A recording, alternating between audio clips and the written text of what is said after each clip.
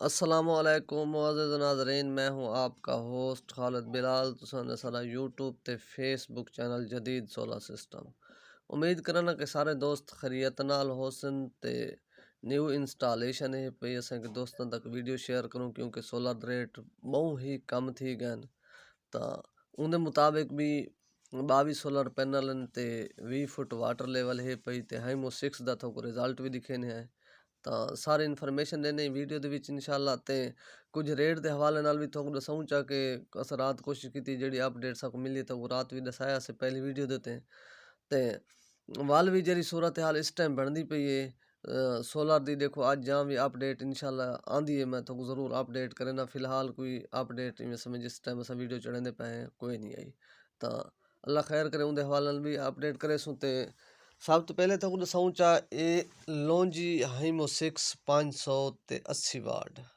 दे ये पैनल हिन पाए ते 6 इंच डिलीवरी है जिथा ये बोर लगा पाए ई जगह दी 20 फुट वाटर लेवल है तकरीबन 10 फुट के करीब खूहे पे जड़ा इतना पत्थर जितना जिक्का लगा पाए ते 20 HP दी इंदे ते मोटर लगी पई है। तो मुकम्मल दसने कि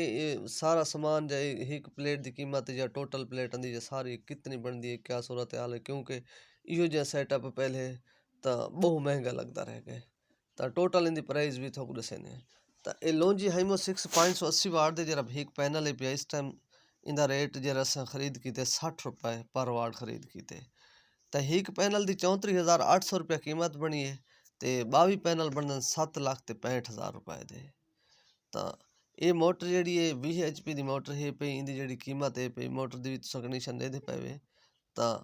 ਇਹ ਮਿਲੀ 1,45,000 ਦੀ।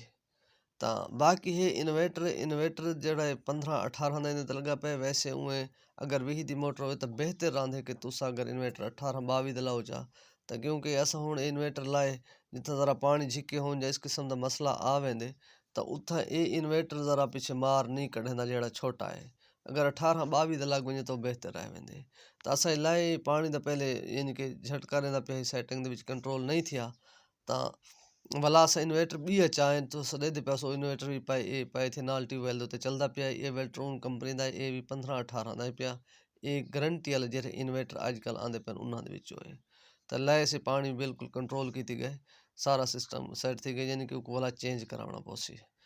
ਤਾਂ ਇਹ ਯਾਨੀ ਕਿ ਮੋਟਰ ਸਾਡੇ ਤੇ 20 HP ਦੀ ਕਾਫੀ ਦੋ ਸਾਡੇ ਇਹ ਵੀ ਕਰਨ ਕਿ 20 HP ਦੀ ਜਿਹੜੀ ਮੋਟਰ ਟਾਈਮ ਵਿੱਚ ਕੁਝ ਕਰਾਂਦੀ ਹੈ ਜਾਂ ਨਹੀਂ ਚੱਲ ਸਕਦੀ ਕੰਮ ਪੈਨਲ ਦੇ ਉੱਤੇ ਇਹ ਹੁਣ 22 ਸੋਲਰ ਪੈਨਲ ਇਨ ਪੈ ਬੇਸ਼ੱਕ ਗਿਣਤੀ ਵੀ ਕਰ ਸਕਦੇ ਵੇ ਤਾਂ 20 ਦੀ ਮੋਟਰ ਇਹਦੇ ਉੱਤੇ ਚੱਲਦੀ ਪਈ ਹੈ ਤਾਂ ਬਿਲਕੁਲ ਕੋਈ ਟਾਈਮ ਦਾ ਫਰਕ ਨਹੀਂ ਪਾਉਂਦਾ ਤੁਸੀਂ ਬਾ ਆਸਾਨੀ ਇਹਨਾਂ ਤੇ ਲਾ ਸਕਦੇ ਹੋ ਅਸਾਂ ਤਾਂ ਇਹ ਤਾਂ 22 ਪੈਨਲ ਅਸਾਂ 18 पैनल तक भी 20 की मोटर ला रहे हैं कोई यानी कि इशू नहीं बनता ना टाइम का बनता जितना ही करंट आते उतना ही मोटर चलती है तो ਉਹਦੇ ਮੁਤਾਬਿਕ ਤੁਸੀਂ ਲਾ ਸਕਦੇ ਵੇ ਤਾਂ ਬਾਕੀ ਹੈ ਪਿਆ ਤੁਹਾਨੂੰ ਦਸਾਉਂ ਚਾ ਕਿ ਇਹ ਜਿਹੜਾ ਇਵੇਂ ਸਮਝ ਪ੍ਰੈਸ਼ਰ ਸਾਡੇ ਦੇ ਪਿਆ ਤਕਰੀਬਨ ਇਸ ਟਾਈਮ 10 ਦਾ ਟਾਈਮ ਹੈ ਤਾਂ 6 ਇੰਚ ਦੀ ਡਿਲੀਵਰੀ ਪ੍ਰੈਸ਼ਰ ਤੁਹਾਡੇ ਸਾਹਮਣੇ ਪਿਆ ਤਾਂ 22 ਪੈਨਲ ਹਾਲਾਂਕਿ ਅਗਰ ਇਹ ਵੀ ਤੁਹਾਨੂੰ ਨਾਲ ਮੈਨੇ ਸਹੀ ਵੰਜਾ ਕਿ ਹਾਈਮੋ 5 ਹੁੰਦੀ ਤੇ 24 ਪੈਨਲ ਅਸਾਂ ਲੈਂਦੇ ਤਾਂ ਇਤਨਾ ਰਿਜ਼ਲਟ ਇਹਦਾ ਆਵਿਆ ਹਾਈਮੋ 5 ਦਾ ਤਾਂ ਇਹਦਾ ਰਿਜ਼ਲਟ ਬਹੁਤ ਹੀ ਯਾਨੀ ਕਿ ਵਾਰਡਾਂ ਦੇ ਹਿਸਾਬ ਤੇ ਤਾਂ ਉਸ ਅਗਰ ਕੈਲਕੂਲੇਟ ਕਰੇ ਤਾਂ ਕਮ ਥੀ ਸੀ लेकिन रिजल्ट ਇਹਦਾ ਬਹੁਤ ਹੀ ਅੱਛਾ ਆਵੰਦੇ ਹਾਈਮੋ 6 ਦਾ ਅੱਗੇ ਵੀ ਅਸਾਂ ਦੱਸ ਚੁੱਕੇ ਹਾਂ ਤਾਂ ਇਹਦੇ ਨਾਲ ਵਾਲਾ ਇਹ ਵੀ ਤੁਹਾਨੂੰ ਦੱਸਾਂ ਚਾਹ ਕਿ ਜਿਹੜਾ ਇਨਵੇਟਰ ਆਉਂਦਾ ਪਏ ਇਵੇਂ ਸਮਝ 15-18 ਦਾ ਤਾਂ ਇਹ ਇਵੇਂ ਸਮਝ ਜਿਹੜਾ ਸਲਾਏ 100 ਮੋਡਿਊਲ ਵਾਲਾ ਇਨਵੇਟਰ ਹੈ ਪਿਆ ਤੇ ਇਹ 55,000 ਦਾ ਆਉਂਦਾ ਪਏ ਬਾਕੀ ਤਾਰ ਕੇਬਲ ਨਾਲ ਸਾਰਾ ਜਿਤਨਾ ਵੀ ਸਿਸਟਮ ਦੇ ਪਵੇ ਤਾਂ ਗ੍ਰਿਪ ਵਗੈਰਾ ਸਾਰਾ ਯਾਨੀ ਕਿ ਮੁਕੰਮਲ ਜਿਹੜੀ ਫਿਟਿੰਗ ਹੈ ਪਈ अगर एक मुकम्मल कैलकुलेट करे सो तो ये बनते 8,80,000 रुपया।